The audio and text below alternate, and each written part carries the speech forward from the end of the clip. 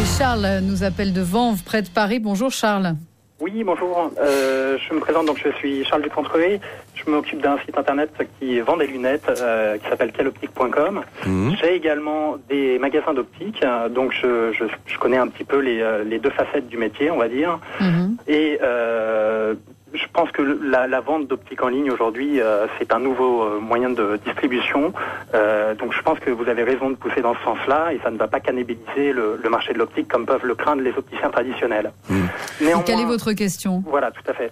Néanmoins, afin que de façon pérenne on puisse vendre des produits d'optique en ligne, j'aimerais savoir, Monsieur Hamon, ce qu'il en est du projet Sésame Vital et de la dématérialisation des feuilles de soins, qui d'ici 2 ans normalement devrait être définitivement acté et qui nécessitera systématiquement d'avoir physiquement la possession de la carte vitale du client, à moins qu'il y ait un moyen sur lequel vous travaillez peut-être de dématérialiser ou faire en sorte que les clients aient chez eux un terminal de paiement. Vous dites problème pour les sites internet si on n'a pas accès à terme, si effectivement le Sésame Vital voit le jour, ça peut devenir un problème.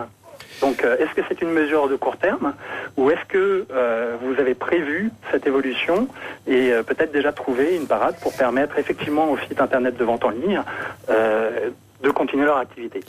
Alors, pour être très honnête sur ce dossier-là qui est directement géré par ma collègue Marisol Touraine à la santé, c'est qu'il est clair pour nous que évidemment le commerce en ligne des lunettes est un commerce pérenne, et parce que nous considérons qu'aujourd'hui c'est un moyen de pouvoir s'équiper, y compris en lunettes françaises, puisque j'entends dire qu'il y en aura que des lunettes étrangères sur internet. C'est pas vrai, vous allez sur les sites internet, vous voyez qu'il y a des montures françaises aussi sur les sites internet, et qui devra évidemment s'adapter, en tout cas l'offre en tout cas sur la carte Sésame Vital doit pouvoir s'adapter évidemment à ce moyen de commercer et d'acheter ces lunettes en ligne.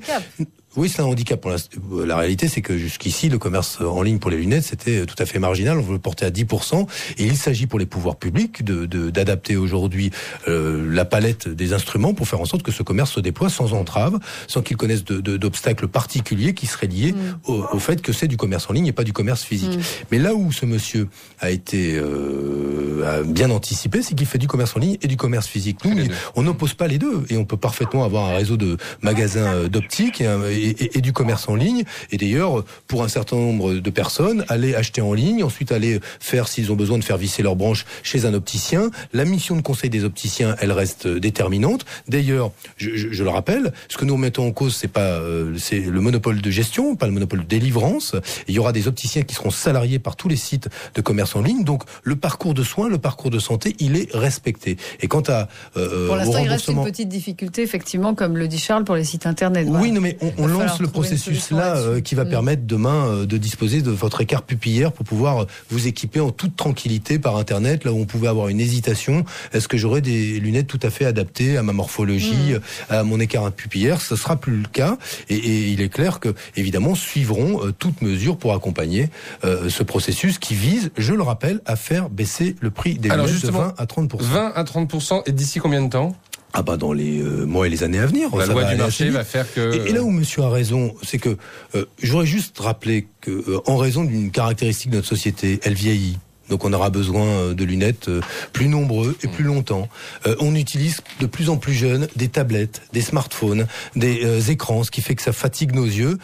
Il y a, je vais pas dire un marché parce que c'est un handicap visuel, mais des besoins qui existent. La réalité cependant, en dépit de la très bonne performance de notre réseau d'opticiens, du travail des ophtalmos, c'est qu'il y a 3 millions de Français qui ne s'équipent pas en lunettes, alors qu'ils ont un handicap visuel. Mais il y a 40 millions de Français qui portent des lunettes. Quiconque porte des lunettes et qui les pose et qui un jour les oublie, c'est ce qu'est le handicap de ne pas avoir ces lunettes près de soi. 3 millions de Français, à cause du prix des lunettes, ne s'équipent pas. Un des grands mérites aussi de cette loi, c'est qu'elle va permettre à 3 millions de Français de pouvoir s'équiper. Donc moi, je pense que c'est une loi d'intérêt général, parce qu'elle fait baisser le prix des lunettes, et parce qu'elle permettra à plus de Français de s'équiper, ce qui m'empêchera pas de suivre les préoccupations qui sont ceux de votre dernier auditeur pour faire en sorte que l'intendance suive. Voilà, notamment au niveau de la carte vitale. Merci Benoît Hamon. Merci, je crois que vous l'avez bien défendu, votre loi, Benoît Hamon. Merci, bonne journée. Merci on fait une petite pause, on change de sujet. À tout de suite.